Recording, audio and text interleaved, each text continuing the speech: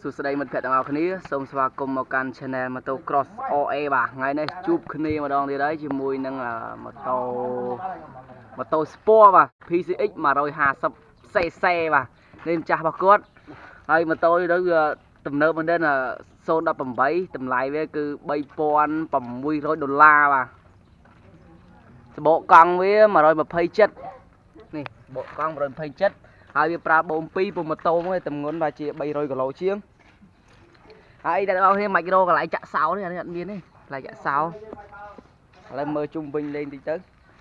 ចង្គៀងមុខអីក៏ស្អាតដែរបាទមើលទៅម៉ូតូនេះគឺអេមមែនទេហើយក្នុងកែបរបស់វាដាក់ប៊ីយ៉ាបាន2កេះទៅកក1000បាទសម្រាប់អ្នកវិស័យខាងកីឡាខាងផឹកស្រាឲ្យត្រូវអីបាទហើយខាងក្នុងនេះកន្លែងសម្រាប់យើងបញ្ចូលទូរស័ព្ទអីនេះអ្នកនរគ្នាមើលទំនើបមែនទេនៅក្នុងនេះមានទូរស័ព្ទមួយទៀតនេះណាដាក់វិញមកចុចវិញបើកផ្លាច់វិញមកអានេះខាងសបុកអេហើយម៉ាស៊ីនវា 150cc បាទហើយ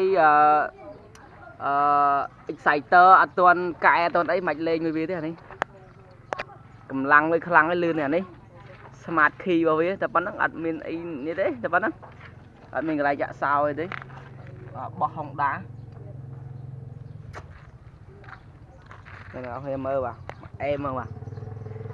សបកមុខប្រហែលដែរសបកមុខ180បាទសបកមុខ180ហើយប្រើប្រាំងឌីសនេះគ្នាម៉ូតូនេះទិញមកគឺមានសម្រាប់ដាក់កាមេរ៉ាជើងចាប់កាមេរ៉ាមានមកកាផ្លេគាត់ថាយើងទិញកាមេរ៉ាខ្លួនឯងមកអូនេះអ្នកនរគ្នាមើលបាទមើលអត់ទៅឃើញចាំងវាបើរឿងភ្លឺនេះបានឃើញម៉ូតូហ្នឹងវាមានប្រាប់យើង1គីឡូស៊ីសាំងប្រមាណវាមាននៅកន្លែងនេះមានលោតកម្ដៅនិយាយទៅញ៉ៃច្រើន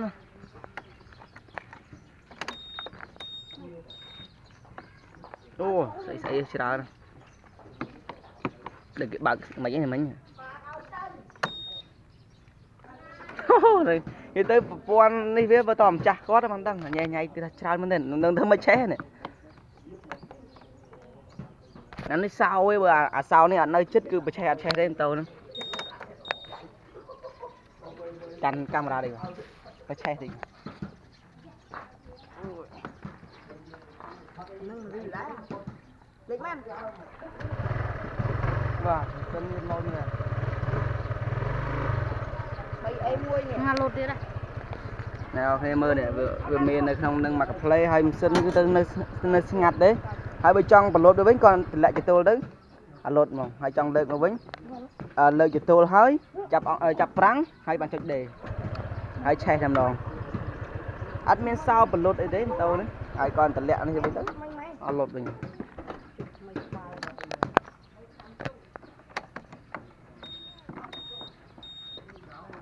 ចុចស្អីមិនម៉ាខាងខ្ញុំអត់ទៅដឹងមិនឃើញគត់គោះចេញច្រើនមែនទេហើយអានេះអូខាងអានេះចុចដេហើយនេះចុចភ្លើងស្អីទៀត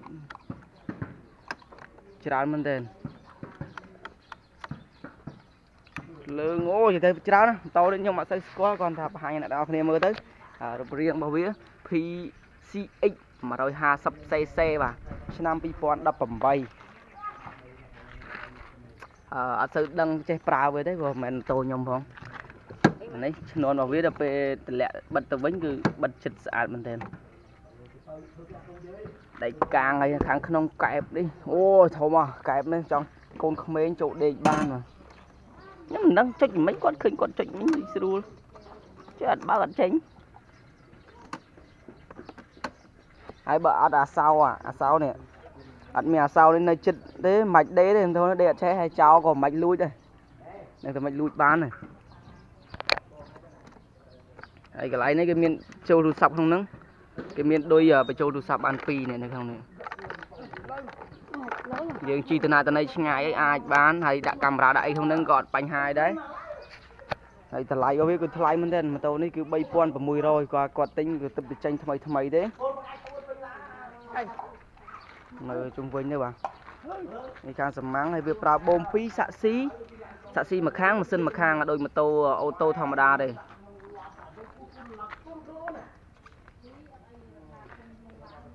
ក៏អាចចេះតែប្រឆេះនឹងគេបើកអីណាណីទៀតមិញវាមានភ្លើងវាពូលវាប្រភេទពូល LED ពូលសស្តុបឲ្យវាមានសញ្ញោស្តុបពេលយើងឈប់អីយើងមានសញ្ញោវាលោតដូចឡាននៃច្រើននេះកន្លែងនេះអីក៏វាអែនិយាយទៅធ្វើស្អាតមែនតើម៉ូតូនេះឲ្យធ្ងន់